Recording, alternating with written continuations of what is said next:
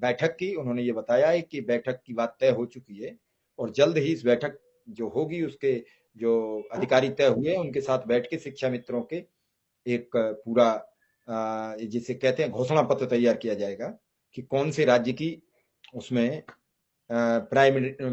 प्राथमिकता पर भेजा जाए।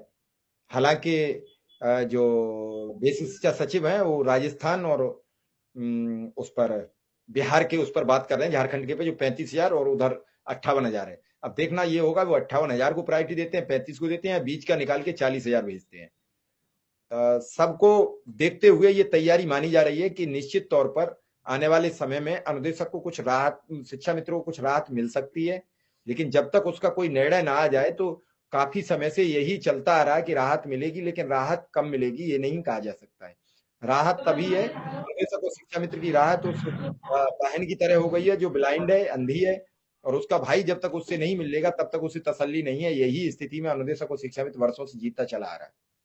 अब उसे भरोसों से जो बातें भरोसे में सुनता रहा उससे अब भरोसा उठ चुका है, और भरोसा जब आदमी को उठ जाता है तो फिर किसी का विश्वास करना बहुत टेढ़ी खीर हो गई है। तो ये भरोसा खुद सरकार ने खोया है।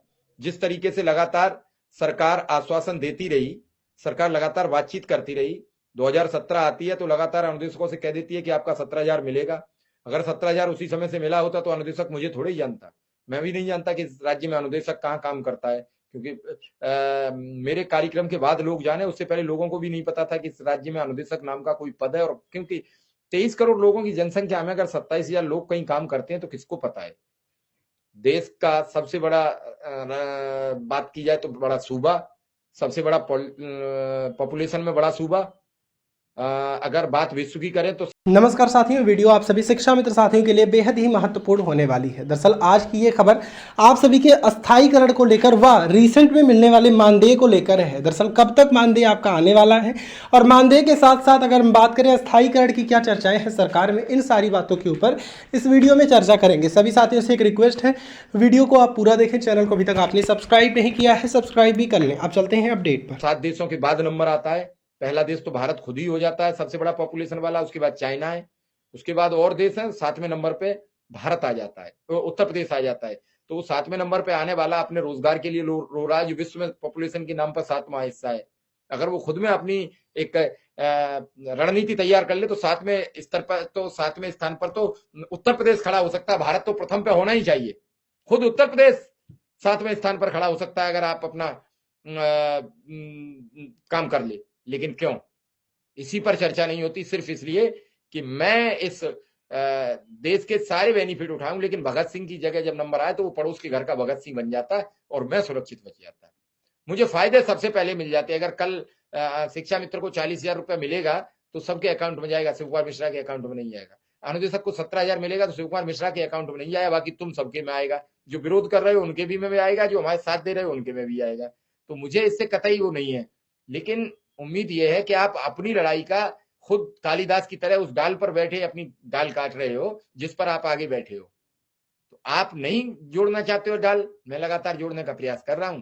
जुड़ेगी तो जुड़ जाएगी, नहीं कटी तो है ही। कटी डाल को कौन जोड़ सकता है? इस स्थिति में लाके आप खड़े हो गए हो।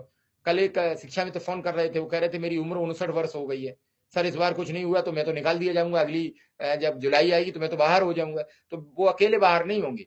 अब ये संख्या पहले 500 तक जाएगी मंथली, फिर 1,000 जाएगी, फिर हजारों में जाएगी। 5,000 होंगे हर वर्ष, 10,000 रिटायर्ड लगातार, क्योंकि अब 2000 के बाद 2005-6 तक नियुक्ति हुई है, तो फिर 5 वर्ष में ही तो सब निकल जाओगे, 5-7 वर्ष में। अगर ये सिलसिला 25 से शुरू हुआ तो 26-27 में कोई शिक्षक तो बचेगा ही नहीं। जी सर। और सर कुछ शिक्षा मित्र तो ऐसे हैं जो साक्षरता होती थी पहले, जो 2001 तक रही, उस साक्षरता में अनुदेशक थे। अनुदेशक कहिए या उनको कुछ और उनका नाम था, वो थे। तो उन लोगों को प्रायोरिटी दी गई शिक्षा मित्र में। तो उनकी चाहे उम्र ज्यादा थी, लेकिन उन्हें शिक्षा मित्र पद पर समायोजित किया गया, जो अनुदेशक थे प्रौढ़ शिक्षा में। तो इस तरह से कुछ लोग हैं जो 60 के ऊपर हो चुके हैं, काफी लोग तो रिटायर हो चुके हैं। तो ऐसी भी स्थिति है कि ज्यादातर लोग जो प्रौढ़ शिक्षा वाले लोग थे वो 55 से ऊपर ही होंगे, 55 से नीचे कोई नहीं होगा। जी सर। बिल्कुल आप ठीक कह रहे हैं। चंद सेन जी, उदय सिंह ने अपनी बात कही कि हम प्रौढ़ शिक्षा वाले हैं, इधर वाले हैं, उधर वाले हैं, कुछ सोच रहे हैं कि हम टेट नहीं कर पाए, कुछ कह रहे हैं हम सी टेट नहीं कर पाए, इसलिए हो सकता है कि उनमें नहीं है का। लेकिन आपके यहाँ तो सब एक ही योग्यता के लोग हैं, एक से एक सुपर योग्यता हासिल किए हुए हैं, फिर भी आप लोग तय नहीं कर पाते, आखिर क्यों? सर योग्यता